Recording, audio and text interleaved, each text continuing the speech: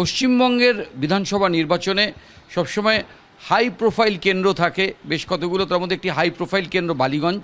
আর সেই বালিগঞ্জে এবার তৃণমূলের প্রার্থী, হাই প্রোফাইল, যিনি তৃণমূলের জন্মলগ্ন থেকে রয়েছেন, প্রাক্তন সৈনিক শোভনদেব চট্টোপাধ্যায়।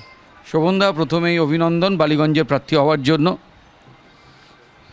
প্রথমেই জানতে চাইব যে যেটা শোনা যাচ্ছিল যে বর্ষিয়ান মানুষদের তাদের পরামর্শ নিয়ে নতুন প্রজন্ম এবার ভোটে মোকাবিলা করবে, কিন্তু আজকে মমতা বন্দ্যোপাধ্যায় তৃণমূল সুপ্রিমো তিনি যখন তালিকা প্রকাশ করলেন, দেখা গেল যে তৃণমূলের জন্মলগ্ন থেকে যারা রয়েছেন তারা কিন্তু সেভাবেই রয়েছেন এবং তারাই এবারের নির্বাচনে, এই যে ধুরন্ধর নির্বাচন, সেই নির্বাচনের অন্যতম চালিকা শক্তি। কি বলবেন প্রার্থী তালিকা নিয়ে, কি বলবেন? মনে করি যে যারা পুরনো মানুষ মমতা বন্দ্যোপাধ্যায়ের সংগ্রামের সঙ্গে শুরু থেকে ছিলেন, তাদের একটা আলাদা কমিটমেন্ট আছে। পরে যারা এসছেন তাদের যে তারা খারাপ, আমি এ কথা একবারও বলছি না, কিন্তু মমতা বন্দ্যোপাধ্যায়ের সঙ্গে যারা তিল তিল করে সংগ্রামে অংশগ্রহণ করে লড়াই করেছেন, তাদের একটা কমিটমেন্ট আলাদা। ফলে মমতা বন্দ্যোপাধ্যায় অনেক কথা ভেবেছেন, অভিষেক অনেক কথা ভেবেছেন, তারা সবাই মিলে বসে সিদ্ধান্ত নিয়েছেন। আমি লক্ষ্য করছিলাম পুরানো প্রার্থী, পুরানো ক্যান্ডিডেট প্রায় অধিকাংশ পেয়েছে টিকিট, একান্ত দু একজন ছাড়া প্রায় সবাই টিকিট পেয়েছে। এবং আমার মনে হয় এটাই মমতা বন্দ্যোপাধ্যায়ের এবারে স্ট্র্যাটেজি। নতুন ছেলেও পেয়েছে, অনেক নতুন তরুণ ছেলে পেয়েছে যারা ইলেকশনে এবারে দাঁড়াচ্ছে এবং তারা ভালো, যোগ্য। আমার মনে হয় এবারের নির্বাচনে আমরা যথেষ্ট ফল ভালো করব এবং খুব ভালো মার্জিনে আমরা এবারে বিজেপিকে হারিয়ে দেবো। ফুটবলে একজন কোচ ছিলেন বোরা মিল্টিনোভিচ, তিনি যখন যে দেশের কোচ হন সেই দেশকে একটা দুরন্ত রেজাল্ট দেন। কখনো তিনি মেক্সিকো, কখনো তিনি কোস্টারিকা, কখনো তিনি ইউরোপের কোনো দেশের। ঠিক সেরকম শোভনদেব চট্টোপাধ্যায় কখনো তিনি বারুইপুরে, কখনো তিনি রাসবিহারীতে, কখনো তিনি খড়দায়, এবার নতুন কেন্দ্র বালিগঞ্জ। নতুন কেন্দ্র নিয়ে কি এখন থেকেই হোমওয়ার্ক তৈরি হয়ে গিয়েছে? দেখুন, আমি খুব পুরনো মানুষ, রাজনীতিতে দীর্ঘদিন, 65 বছর পেরিয়ে গেছে রাজনীতিতে আমার। দক্ষিণ কলকাতায় আমি দীর্ঘদিন প্রেসিডেন্ট ছিলাম, আমার যুব কংগ্রেসের প্রেসিডেন্ট ছিলাম আমি। ফলে আমার দক্ষিণ কলকাতার চেনা, বালিগঞ্জের বহু মানুষের সঙ্গে আমার পূর্ব পরিচয় অনেকের সঙ্গে। আরও বিশেষ করে আপনার শ্বশুরবাড়িও? ইয়েস, আমার স্ত্রী রাজনৈতিক কর্মী ছিলেন এবং মমতার খুব প্রিয় ছিলেন, তিনিও বালিগঞ্জেরই মানুষ। ফলে বালিগঞ্জে আমি সুব্রত মুখার্জি ইলেকশন করেছি, ফলে আমার সঙ্গে পরিচয় আছে ওখানকার মানুষের সঙ্গে।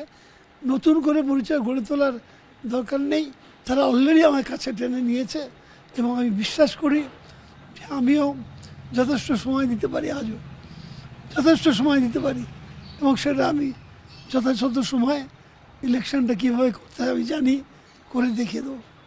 একটা আভাস কি আগে থেকেই পেয়েছিলেন যে এবার দক্ষিণ কলকাতায় বালিগঞ্জে শ্বশুরবাড়ির পাড়ায় এবার আপনাকে ব্যাট করতে নামতে হবে ভোটের 22 গজে? এখন আমার আর বলতে আপত্তি নেই, নাম ঘোষণা হয়ে গেছে।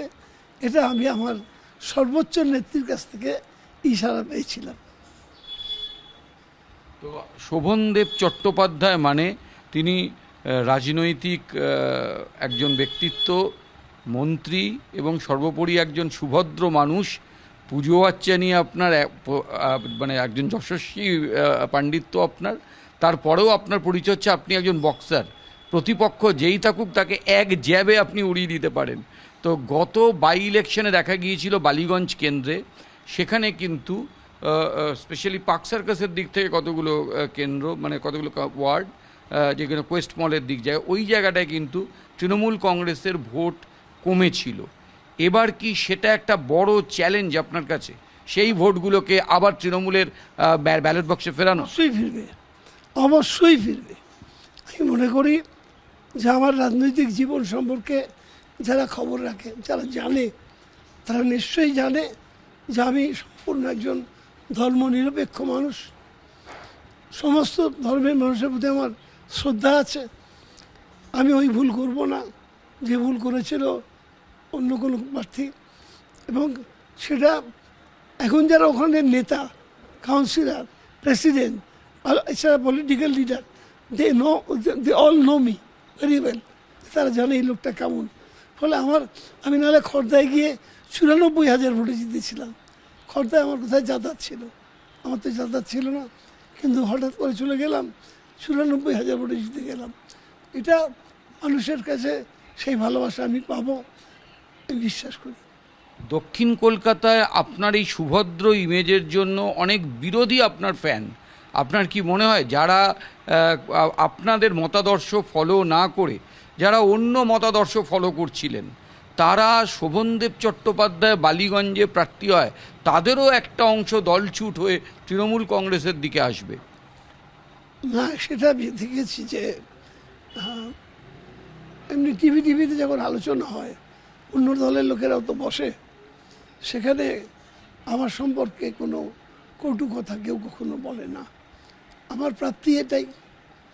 মানুষের জীবনে পয়সাটাই তো সব নয়। আমি আপনার এলাকার যে কেন্দ্রে আপনি দাঁড়াবেন সেখানকার বিরোধীদের কথা বলছি। বালিগঞ্জের বিরোধীরাও আশা করবো, আমি তাদের কাছেও চাইবো যে আমি যখন দাঁড়াবো তখন আমি তৃণমূলের প্রার্থী, কিন্তু আমি যখন জিতে যাব তখন আমি বালিগঞ্জের প্রতিনিধি। এই সেন্সটা আমার আছে। অতএব যে আসুক, যে কোনো দলের আসুক, বিপদে পড়ে আমার কাছে আসলে, কোনো কাজের জন্য আমার কাছে আসলে, আমি কোনোদিন জিজ্ঞাসা করিনি আপনি কোন দল করেন, কোনোদিন না। আজকের দিনে কি বালিগঞ্জ কেন্দ্রে আপনি ভোট লড়বেন? সেখানে কি সুব্রত মুখোপাধ্যায়ের কথা একটু হলেও মনে পড়ছে? অবশ্যই মনে পড়ছে। সুব্রত মুখোপাধ্যায় আমাদের একেবারে পারিবারিক বন্ধু। ওর জন্য দুবার ইলেকশনে আমরা খেটেছি, আমি আমার স্ত্রী দুজনে খেটেছি। ফলে সুব্রতর কথা মনে হবে না, এত ভাবার কোনো কারণ নেই। আর ওখানকার ছেলেরা বলছে আমরা সুব্রততার পরে একজন ভালো রাজনৈতিক নেতাকে পেলাম। বালিগঞ্জ কেন্দ্র, শেষ প্রশ্ন, বালিগঞ্জ কেন্দ্র আগে ছিল বামেদের একটা দুর্গ, তার ফলে তৃণমূল কংগ্রেসের আসে, এবং এবারে বালিগঞ্জ কেন্দ্রে আপনার প্রতিপক্ষ কে? বামেরা নাকি বিজেপি? আমি মনে করছি না যে বিজেপি ওখানে কোনো প্রতিপক্ষ হয়ে দাঁড়াবে। আর বামেদের তো কোনো প্রশ্নই ওঠে না, কোনো প্রশ্নই ওঠে না। আমরা ভালোভাবেই জিতবো ওখানে। মানুষ মমতা বন্দ্যোপাধ্যায়কে চায় এবং মানুষ আমার পরিচয় জানে, ওখানকার লোক তো জানেই। স্বাভাবিকভাবে আমার মনে হয় ওখানে তেমনভাবে কেউ প্রতিরোধ গড়ে তুলতে পারবে বলে আমার মনে হয় না। শ্বশুরবাড়ির পাড়ায় এবার তিনি ভোট লড়তে নামছেন। বিগত ভোটগুলোতে বিভিন্ন কেন্দ্রে তিনি লড়েছেন, আর তিনি মানেই ওই হ্যামলিনের বাসিওয়ালার মতো জয় তিনি সঙ্গে নিয়ে ঘোরেন। সেই শোভনদেব চট্টোপাধ্যায় জি24 ঘন্টার ক্যামেরার সামনে জানিয়ে দিলেন তিনি আগেই খবরটা জানতেন, আর তার যেটা পিছনের পরিচয়, অর্থাৎ তিনি একজন বক্সার, সেরকম সেই ঢঙেই বলে দিলেন যে বালিগঞ্জ কেন্দ্রে বিরোধীরা কেউ পাত্তা পাবে না, সব ভোট তৃণমূল কংগ্রেসের।